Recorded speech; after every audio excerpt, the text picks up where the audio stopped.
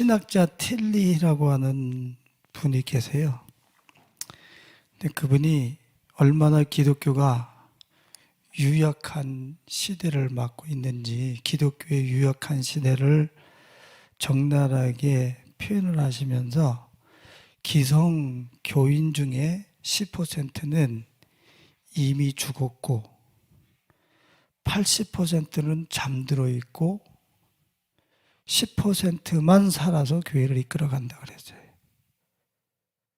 그러니까 자칫 잘못하면 구원받을 수 있는 사람은 10% 내라는 거예요.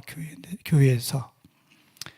실제적으로 교회에서 깨어있으신 목사님들이 자신의 큰 교회를 이야기하면서 다들 그렇게 말씀하세요.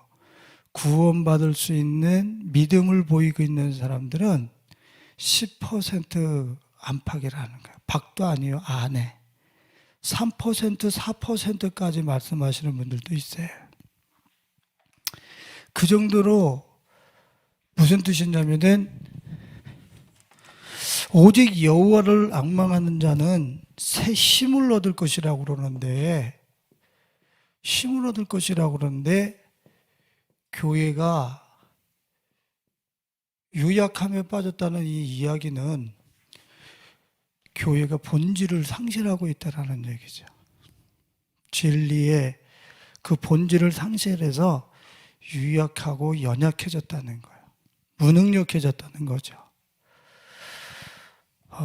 여러분들이 알렌 교수라고 이름은 알 필요 없지만 이분이 또 현대교회를 파악했어요. 현대 교인들을 어떻게 이야기를 했냐면 20%는 주일 예배에 출석하지 않고, 현대 교인 중에 25%는 기도를 드려본 적도 없고 혼자서, 35%는 가정에서 성경을 읽어본 적이 없고, 40%는 하나님의 명령인 11조 헌금을 해본 적이 없고, 60%는 기독교 서적을 읽지 않으며, 75%는 교회에서 책임을 회피하고, 85%는 전도를 한 명도 해본 적이 없고, 그러면서 교인들은 100% 천국에 가기를 원하고 있다. 여기서 85%의 이 사람들은 믿음의 행위를 실제적으로 보이지 않고 있다는 거예요. 삶의 현장에서. 약 15% 정도만 믿음의 행위를 가지고 실제 삶의 현장을 살아내고 있다는 얘기예요.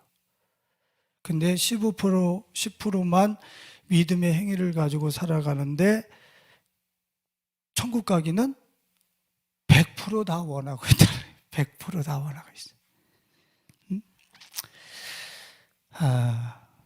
그러면서 그 교수님이 마지막 날에 양과 염소, 알곡과 쭉정이, 참된 그리스도인과 거짓 그리스도인이 밝혀질 겁니다. 말세뿐이 아니라 내 개인의 종말을 맞을 때 내가 껍데기인지, 내가 알맹인지, 쭉정인지 알맹인지 내가 스스로가 안다는 거예요. 주님 앞에서. 우리 예성의 교우들은 하나님의 말씀, 그 믿음을 실제 생활 속에서 운영하는 그러한 우리 가족들인 줄로 믿습니다. 이뿐 아니라 이 마지막 시대는 이 유약함을 가지고서는 내 믿음을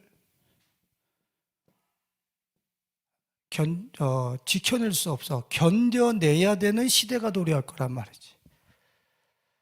그러니까 예전에는 안 그랬냐? 예전에도 마찬가지였지만 지금도 내 믿음을 지키기 위해서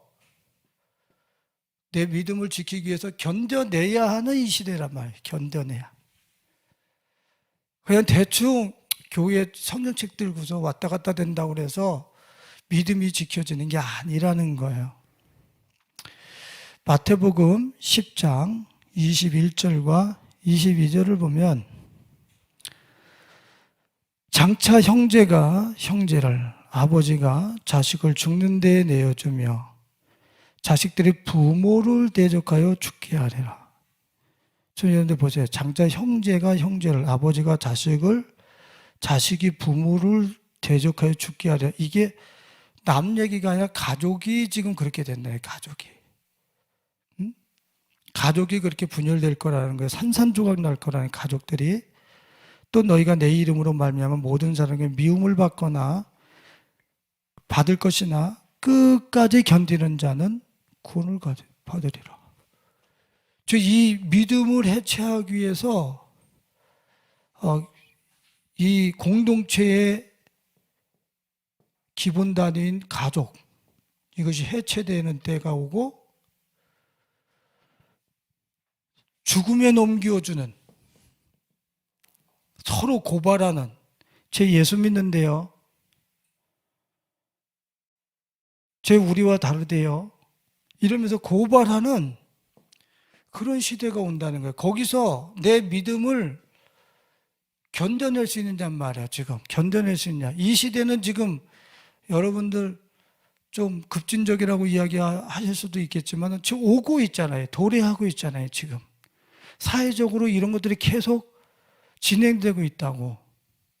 인터넷망이라든가 5G라든가 이런 것들이 우리나라에서 왜 이 좁은 나라에서 이게 더 활성화되어지고 막 이런 거예요?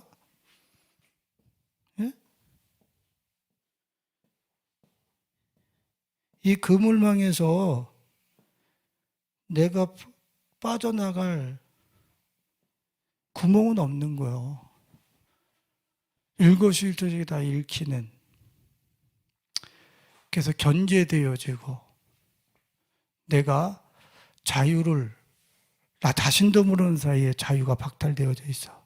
그런 세대가 오는데 내가 적나라하게 세상 사람들 앞에서 벌거벗은 것처럼 그렇게 내가 포착이 되고 내가 발각이 될 때가 있을 때, 그때에 내가 세상 것에 뿌리가 내려 있다라고 그런다면 내가 세상의 자원을 가지고서 어떻게 내 삶을 견뎌낸단 말이에요.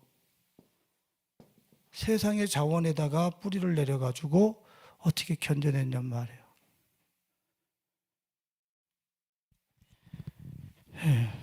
제가 북한 선교 학교에 가서 이번에도 제가 말씀을 또 가르치는 은혜를 또 허락을 받았는데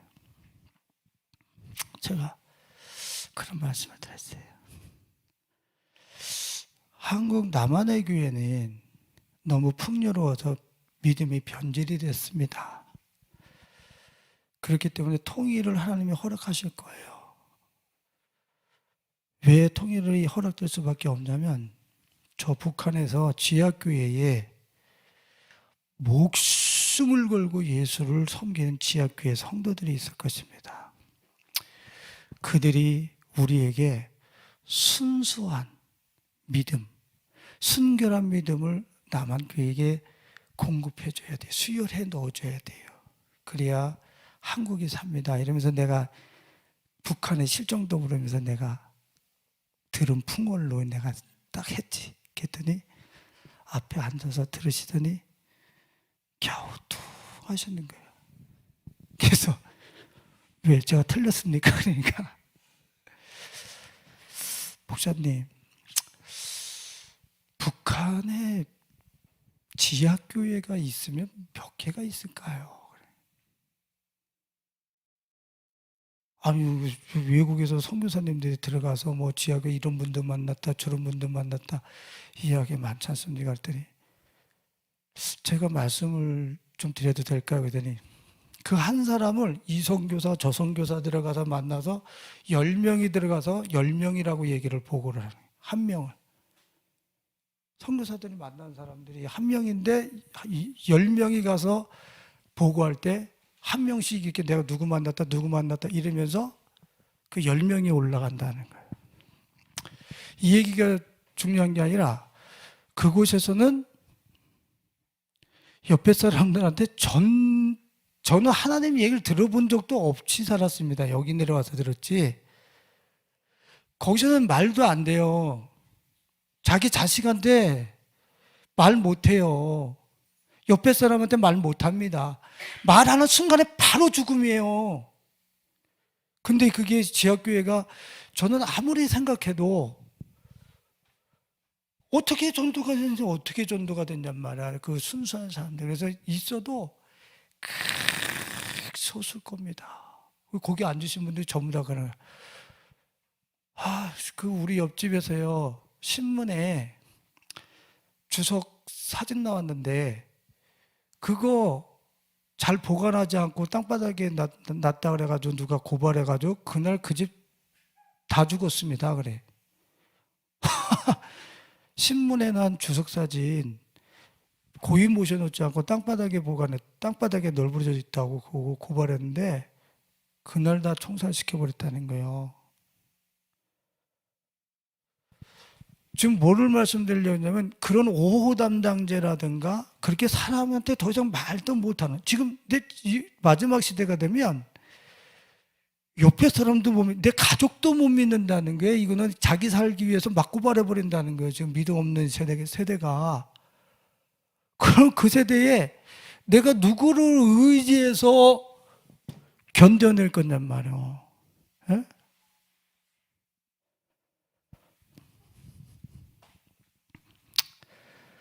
우리 젊은이들이 세계복음화를 위해서 자신들을 준비하고 우리 교회가 같이 비전을 품고 기도하고 있어요. 그 우리가 그 외딴 데 가면 우리 교회가 선교적 그 베이스가 돼서 뒤에서 후원하고 기도하고 막 함께 하겠죠. 그러나 여긴 떨어져 있는 거고 거기는 혼자 들어가서 거기 뚝 떨어져 있는 거잖아. 거기서 내가 하나님과의 그 교제가 얇다라고 그런다면 그 뭔 기를 필 수 있겠냔 말이에요, 거기에. 예? 근데 내 영혼의 두께가 하나님과 삼겹줄로 꽉 묶여져 있어. 예? 하나님과 삼겹줄로 내 지정의와 영혼육이, 영혼과 육체가 하나님을 위해서 사용되어지고 내 지성과 이성이 하나님의 말씀으로 새롭게 탑재가 됐어. 그렇게 삼겹줄로 묶여진 사람이 뚝 떨어졌을 때 거기서 무슨 고립감과 거기서 무슨 힘겨움이 있겠어요, 거기서. 그러니까 우리가 이런 성유사적 비전을 품고 마지막 시대를 우리가 맞고 있다라고 그런다면 우리는 견뎌내는 이 시대 속에서 우리는 이 남은 때, 이제 얼마 남지 않은 이 남은 때, 이 담당 5호제 같은 그러한 개인이 숨을 수 없는 그 시대가 곧 도래하는데 그 시대가 오기 전에 우리는 세상의 자원에 뿌리를 내리는 게 아니라 하늘로 뿌리를 내리는 삶을 살아야 되는 거예요. 하늘로 뿌리를 내려봐요. 하늘로 뿌리를 내려. 응? 우리 인생을 뒤집어서 살아버린단 말이죠. 땅의 자원에 뿌리를 내려서 거기서 자원을 끌어올리고 자양분을 끌어올려서 뭘 연료 맺으려고 그러지 말고 나의 죽음을, 땅에 대한 삶의 죽음을 딱 선포하고 하늘을 향해서, 허공을 향해서 여러분들의 인생의 뿌리를 새롭게 뻗어나갈 수 있기를 예수님의 이름으로 축원을 드립니다. 그래서 오늘 본문 말씀이 복 있는 사람은 어떤 사람이냐면 복 있는 사람은 계시 말씀에 뿌리를 내리는 사람이라 이거예요. 한마디로 얘기를 하면 죄인들에게 복 있는 사람은 죄인들과 같지 않다. 악인의 꾀를 따르지 않는다. 죄인들에게 길에 서지 않는다. 오만한 자들의 자리에 앉지 않는다. 이런 어떤 소극적인 면을 이야기하면서 복 있는 사람은 진짜 어떤 사람이냐? 여호와의 율법에 자기 인생의 뿌리를 내리는 사람이라는 거예요. 그래서 그 표현을 주야로 묵상하는 건데 3절에 그는 시냇가에 심은 나무가 철을 따라 열매를 맺으며 그 잎사귀가 마르지 아니한 것 같더니 그가 하는 모든 일이 다 형통하리로다. 내 삶이 불통이야. 막 막히는 게 너무 많아. 그러면 내가 하늘로 뿌리를 내리지 않았구나. 계시와 계명, 하늘로부터 오는 이곳에다가 내가 내 인생의 뿌리를 내리지 않았구나. 뭐 사방으로 관계가 막히고 또 뭐 내 미래가 막히고 톡톡톡톡 막히면 다 형통한다 그랬잖아. 주님이 하늘 이 말씀에 뿌리를 내리는 사람들은 말씀을 묵상하면서 말씀에 뿌리를 내리는 사람들은 다 형통한다 그랬잖아요. 근데 내가 불통이야. 그 얘기는 내가 뿌리를 땅의 것 여기다가 뿌리를 내리고 있다는 얘기지. 그러니까 불통이지. 1차원적으로 막아서는 게 얼마나 많습니까? 여기서 나가려면 벌써 벽이 가로막지, 문이 가로막지, 계단이 막지, 뭐가 막지 얼마나 많아요. 근데 이 위에서는 막히는 게 없잖아. 하늘 위에서는. 하늘에다 뿌리를 내리고 살아요. 하늘에다가. 네?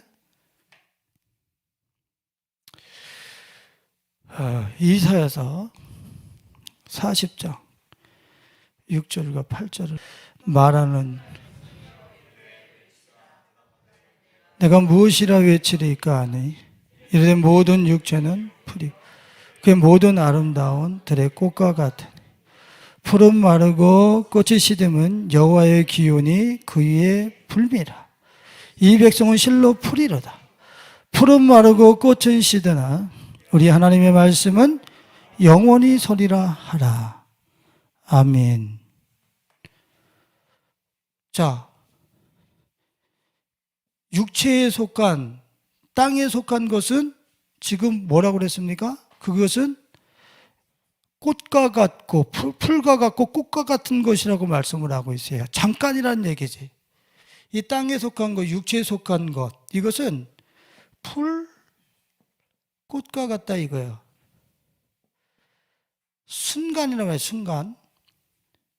근데 영원한 것은 뭐라 그래요? 우리 하나님의 말씀은 영원히 서리라라. 그렇기 때문에 영원히 서리라라. 자, 내가 한번 생각해 보세요. 내가 뭐에 정점을 찍으면서 성공을 했습니까? 내리막길 그 유서부터. 무조건이야 이거는요. 우리는 피자마자 내리막길이에요. 뭘 해도 마르게 돼. 운명이잖아. 푸른 마르고 꽃은 시드나. 주님이 운명 결정론을 말씀해 놓잖아요. 그렇다는 거예요. 그런데 우리는 아니라는 거예요. 계속 여기서 뭐 성공해야 됩니다. 로또 맞아야 됩니다. 뭐 해야 됩니다. 근데 그 마른다. 정점 찍자마자 마르기 시작하는 거란 말이에요. 그 영영한 건 뭐냐? 여호와의 말씀은 영영이 서리라 하라. 그러면 여기서 떨어지는 거 있느냐 말이에요. 주님이 그렇게 말씀하면 여기서 떨어지냔 말이에요. 이곳에서 내 인생이 절대로 이 파도가 있는 이 바다 위를 빠지 않고 걸어가는 유일한 방법은 말씀 위를 걸어가는 거예요. 말씀 위를 걸어가는 거. 이게 성경에서 규정이 되어 있잖아. 우리가 저번에도 파도가 뭐가 되고 반석이 되고 바다 위가 반석이 되고 세상에 푹푹 안 빠져. 왜? 말씀 위를 걸어가니까.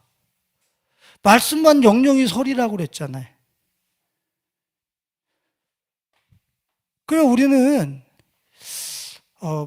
이 삶이 내 일거수일투족이 지금 땅의 자원으로 내가 지금 운영이 되는가?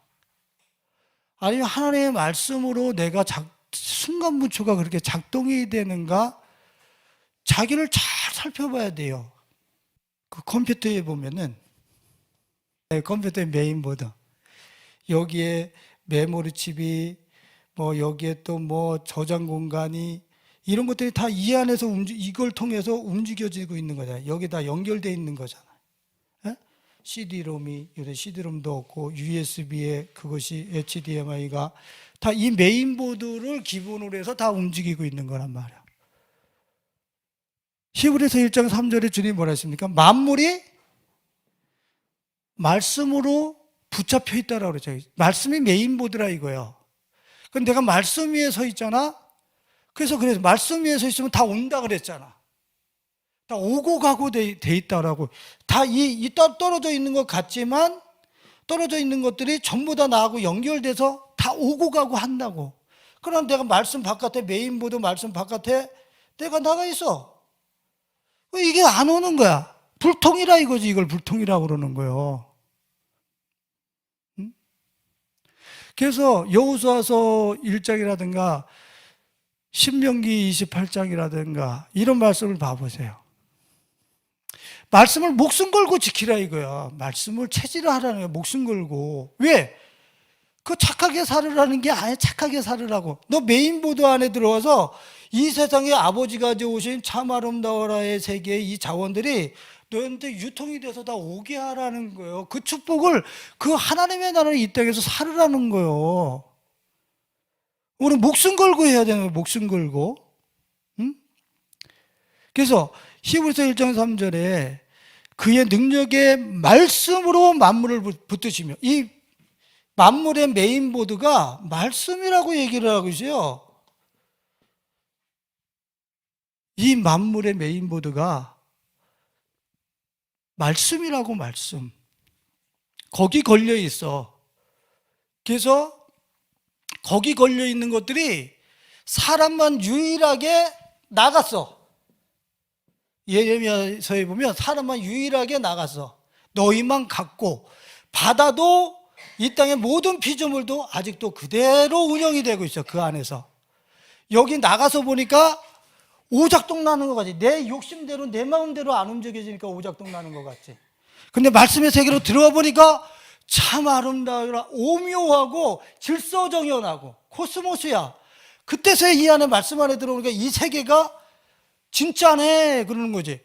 이 바깥에 나가 있으니까 지금도 억울합니다. 하나님 살아계시면 이러실 수 있습니까? 이러면서 이 세상이 다 불통이야. 답 없는 인생이 되는 거예요. 예? 그 이 말씀이 세상의 메인보드라고 그런다면 저리로 들어오야 돼. 저리로. 응? 그래서 우리 성도님들이 말씀을 집에서나 또 강단에서 이렇게 주어지면 그 말씀을 가지고 자신들의 내면을 이렇게 스캔해봐요. 말씀이 내가 말씀을 읽는 게 아니라 말씀이 나를 스캔해서 읽어보게 하란 말이야. 예? 내가 풀은 마르고 꽃은 시드나 이 말씀을 이야기하면서 주님이 뭐라 했냐면 너희들 새도 입힌다. 아무것도 염려하지 마. 새도 입힌다. 먹인다. 백합화도 입힌다 그러는데 내가 맨날 염려 근심하고 있는 거야. 그럼 그 말씀이 나를 스캔했잖아. 너가 얼마나 지금 불신앙 속에서 살아가고 있는지 말씀이 쭉 지나가면서 불신앙. 새를 먹이시는 하나님, 백합화를 입히시는 그 하나님에 대한 불신앙이 스캔이 쫙 되고 이거 뭐지? 내 속이 적나라하게 비춰진 거예요. 예? 다이셜이 있는데 내 속에서 음란한 것이 스캔이 돼. 이런 것이 나한테 있네, 이런 것이. 이러면서 자기 스캔되고 이렇게 발견된 것을 내 삶 속에서 제거하면서 말씀의 세계 안으로 자꾸 내 삶을 갖고 들어오는 거죠. 그게 하늘 위에 뿌리를 내는 사람, 주야로 묵상하는 사람들의 그 삶의 내용이야, 삶의 내용. 집에서 우리가 승진을 크리스찬들이 승진을 논한다고요? 절대 하나님의 사람은 승진을 얘기하지 않아요. 하고 싶지. 그러나 그곳에서 내가 하나님의 말씀을 어겨지는 가운데 승진하기를 원하지 않아요. 내가 이 땅의 만물을 소유하고 누리기를 원하지만 하나님의 말씀의 금을 넘어가는 탐욕과 탐심을 가지고 이 땅의 것을 추구하고 싶지 않아요. 그렇게 살고 싶지 않단 말이야. 그 나가려고, 금 밟고 나가려고 하는 유일하게 우리의 속성이, 인류의 속성이 그렇단 말이에요. 금 밟고 나가려고 하는 속성을 자꾸 쳐버리고 말씀 안으로 들어오는 거예요. 말씀 안으로 계속 들어오는 거예요. 그 주야로 묵상하는 사람들이지. 그걸 가지고 사는 거예요. 이익을, 손익계산을 가지고 사는 사람들이 아니에요. 예?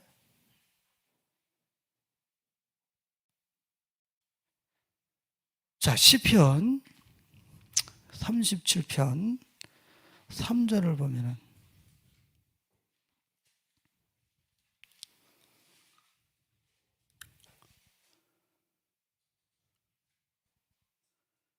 시편 37편 3절 다 같이 읽어보겠습니다. 시작. 여호와를 의리하고 땅에 머무는 동안 아멘. 땅에 머무는 동안에 어떻게 해요? 그의 성실을 어떻게 알 수 있는 거예요? 그의 말씀은 영영이 서리라라. 이 말씀을 걸어갈 때 절대로 내가 실족하지도 않고 파산되지도 않고 망할 수도 없고 내 삶에 파산이 있을 수 없다라고 하는 사실을 이 말씀 위에 말씀으로 보여주신 그 하나님의 성실하심을 먹을거리로 삼으라는. 우리는 삶에 살면서 하나님의 성실하심을 먹거리로 삼지 않으니까 요 일 잘못되면 우리 망해. 이거 잘못 선택하면 우리 박살난다니까. 뭐 선택 하나에 내 인생이 막 그냥 좌지우지 되는 거야. 그러니까 선택 안 하면 너무 고민이 많어. 근데 내가 말씀 위를 걸어가. 내가 혹여 삑사리가 나가지고 잘못 선택했어.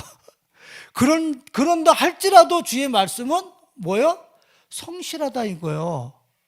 그곳에 나를 끌어올리시는 분이지, 그거 봐. 하고서 손을 탁 빼시는 분이 아니라고. 예? 그러니까 우리는 너무 내가 말씀 위에서 살아가면 통통통통 튀기듯이 가볍게 살아가는 거예요. 밑에 성실하신 하나님의 손이 나를 떠받들고 가시는데, 예? 성실을 그렇게 목걸이로 삼으라는 거지.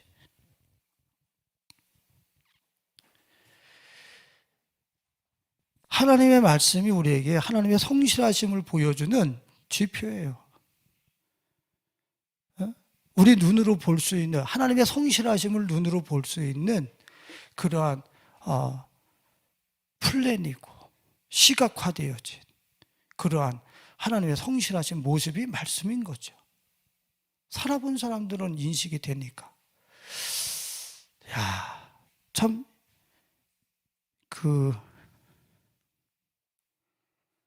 시편 89편 3절을 한번 89편 8절 한번 보시겠습니다.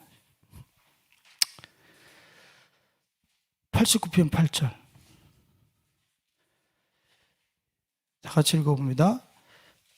여호와 만군의 하나님이여 주와 같이 능력 있는 이가 누구리이까? 여호와여 주의 성실하심이 어떻게 했어요? 둘렀다는 게 둘렀다.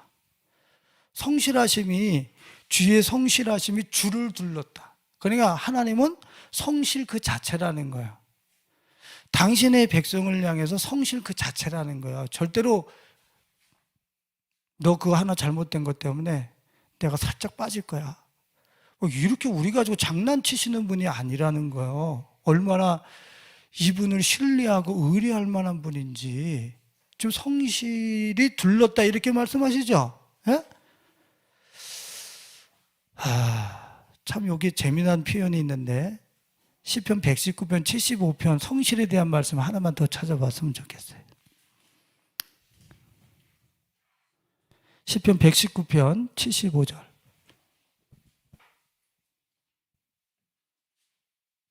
다 같이 읽어봅니다. 시작. 내가 알거니와 의로우시고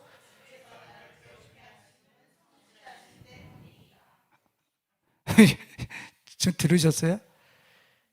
나를 괴롭게 하시는 경우가 혹시 있다. 지금 나를 힘들게 하시는 경우가 있다 할지라도 그것은 뭐 때문이라고? 하나님이 나를 향한 성실 때문이다. 그러니까 그분이 나에게 불성실해서 내가 괴로운 게 아니라 성실하심으로 인해서 내가 불편해질 수 있고 내가 괴로움을 당할 수 있다는 거야. 내가 괴롭다고 해서 그분의 성실하심이 거세된 것이 아니야. 내 삶 속에서 제거된 것이 아니요. 도리어 그분이 성실하심으로 해서 내 인생이 지금 쉴 새 없이 누가 옆에 와서 자꾸 저쪽하고 막 거스르고 와서 뭐 끈을 갖다 대고 정을 갖다 대고 막 이런다. 내 영혼이 괴롭다. 그러면 하나님의 지금 걸작품이 나오기 일보 직전이구나. 스스로를 향해서 이렇게 생각하면 돼. 할렐루야. 에? 막 아닌 거를 막 옆에 와서 끈을 들이대시고 모가지를 막 잘라내시고, 모가지를 잘라내는 게 아니라 이 옆에 지저분한 것들을 잘라내시고 이 불미스러운 것들을 막 끌로 막 이 사포질 하시고, 내가 지금 영혼이 괴롭다는 얘기는 지금 주님이 나를 만들어 가시는 중이라는 거야. 성실하심으로 말미암아. 그래서 우리가 뿌리를 내리는데 우리의 인생의 뿌리는 이 말씀, 바로 하나님의 성실하심의 척도를 우리에게 보여주는, 시각화해 준 그 말씀, 그 말씀에 여러분들이 오늘 그렇게 뿌리를 내리면서, 주의하고 묵상하는 뿌리를 내리면서 여러분들이 살아가실 수 있길 예수님의 이름으로 축원을 드립니다. 예? 그러니까 지금 모든 일이 주님의 성실하심을 통해서 우리에게 있어지는 거야. 오늘 여기 앉아있는 것도 주님의 성실하심을 통해서 여기 앉아있는 거야. 예? 도망가지 못하고 재수가 없어서 앉아있는 게 아니라 주님의 선하신 성실하심을 통해서 여기 앉아있는 거야. 예? 세강아, 알겠니? 성실하심을 통해서 여기 앉아있는 거야. 그래서 내가 이 말씀을 정리하고 이제 결론을 내려볼게요. 잠언서 3장 6절을 봐보세요. 잠언서 3장 6절. 같이 읽어봅니다. 너는 범사에 그를 인정하라. 그리하면 내 길을 지도하시리라. 왜? 너는 범사에 왜 그분을 인정해야 돼? 그분은 성실하시니까. 범사에 나한테 야 내가 졸다 보니까 그런 일이 생겼다 이러시지 않는단 말이지. 성실하시다 이거예요. 그것이 말씀으로 우리에게 메인보드가 돼가지고 우리를 떠받들고 있으니까 너희들은 범사에 그냥 인정만 해. 그냥 이 일도 주님이 허락하신 거네, 이 일이 허락되신 거네 라고 인정만 하라는 거예요. 범사에 그걸 인정하란 말이에요. 에? 그러면 내 길이 어떻게 된다는 거야? 크고 작은 범사의 인정을 통해서 내 길을 지도해서 너가 원하는 곳에 가게 해주겠다는 거예요. 할렐루야.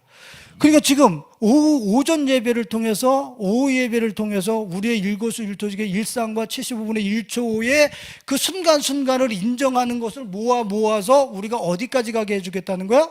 소망의 항, 너가 정말 가고자 하는 데까지 내가 가게 해줄게. 너는 인정만 해. 그러는 거예요.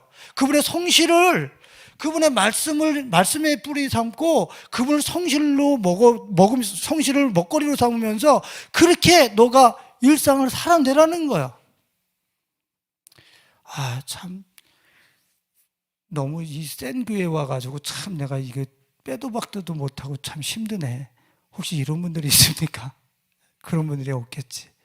제가 영화 하나만 여러분들에게 소개시켜주고 말씀을 마치려고 해요. 페이첵이라고 하는 영화가 있어요. 내가 무슨 영화에 영화 배우 이름 같은 건 잘 몰라요. 근데 유명인이던데 하여튼 페이첵이라고 하는 영화가 있는데, 이분이 고두절미하고 거액의 그분이 그 자산 9천만 불인가? 거기 내가 9천만 불을 그가 벌었어요. 9천만 불이 얼마인지는 모르겠지만 9천만 불을 벌었어요.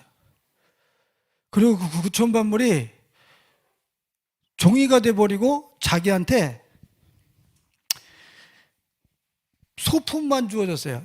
이 9천 불이 다 날아가고 자기가 사인해서 그거 자기가 포기한다 해놓고 자기 것으로 삼은 게 뭐냐면 그 소품 중에 성냥, 선글라스, 동전 하나, 버스 무료 티켓 하나, 쇠구슬, 크로스워드 퍼즐, 총알, 돋보기, 클립 하나, 암호 문자 하나. 그래서 그 암호 문자에 써져 있는 게 뭐냐면 갇혀져 그 날아갈 수 없는 곳만 바라보면 아래 거액을 찾지 못한다라고 하는 글이 써 있는 거예요. 내가 지금 날아갈 수 없는 것만 바라보면 아래에 있는 거액을 놓친다, 발견할 수 없다라는 거예요. 그 영화 진짜 그 명작이더라고. 내가 보면서 이 액션물인데 이건 철학이 있어요. 근데 봐보세요. 9천만 불을 자기가 벌었어요. 벌었는데 9천만 불을 자기가 얻었는데 누가 탈취를 해갔어. 뺏어가서 다 잃고 자기는 이 소품 이것만 갖고 있는 거야. 그리고 이걸 가지고서 내 돈이 다 어디 갔지라고 잃어버린 그 어떤 그 기억을 되살리면서 이걸 가지고서 자기의 일상을 돌리는 거예요. 자기의 일상, 그 9천만 불을 다시 찾아가는 거예요. 그런데 요 쓸데없는 이 소품들이 유효적절하게 쓰여지면서 9천만 불을 다시 찾아. 그 소품들, 성냥 하나, 선글라스 하나, 이런 클립 하나, 이런 것들이 유용하게 쓰여지면서 9천만 불을 다시 찾아요. 복권을 통해서 다시 찾는단 말이야. 그런 스토리예요.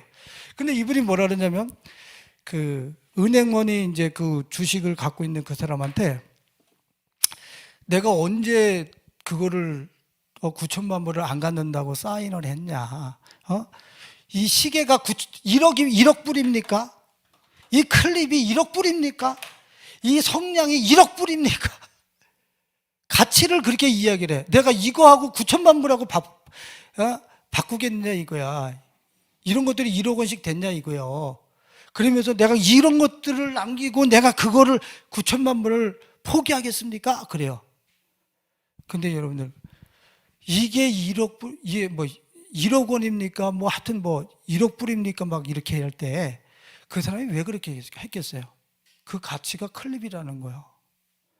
그 가치가 성냥각이라는 거예요. 우리가 봤을 때 성냥각이 아무것도 아니고 클립이 아무것도 아니지만 내 삶 속에 있는 일상의 크고 작은 일들이 다 그만한 가치가 있는 것들이 조합이 돼서 9천만 불을 다시 찾게 된다는 거예요.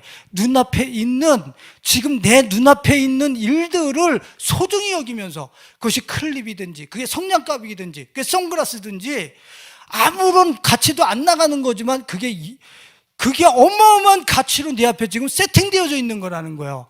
그 가치를 눈앞에서 발견하지 못하면서 뭔 데만 말하면 언제 성공하나, 언제 내가 크게 되나, 언제 큰 사회하나 절대 못 간다는 거예요. 그 영에서 그걸 얘기하고 있는 거야. 아무리 사소한 거라도 내 발 아래 있는 이 소중함들을 인정하고 하나하나 그 조합을 해 나갔을 때에 절대로 내가 볼 수 없는 그 돈, 그 성공에까지 나갈 수 있다는 것을 얘기하고 있는 거예요. 그건 뭐예요?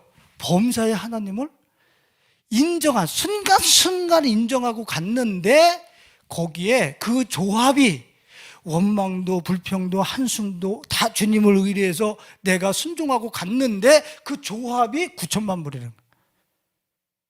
그렇게 된다는 거예요. 그러니까 범사를 여러분들 하나님 앞에 주야로 주의 말씀을 묵상하고 그분을 주야로 묵상하면서 범사를 인정하는 데 있어서 여러분 인색하면 안 돼요.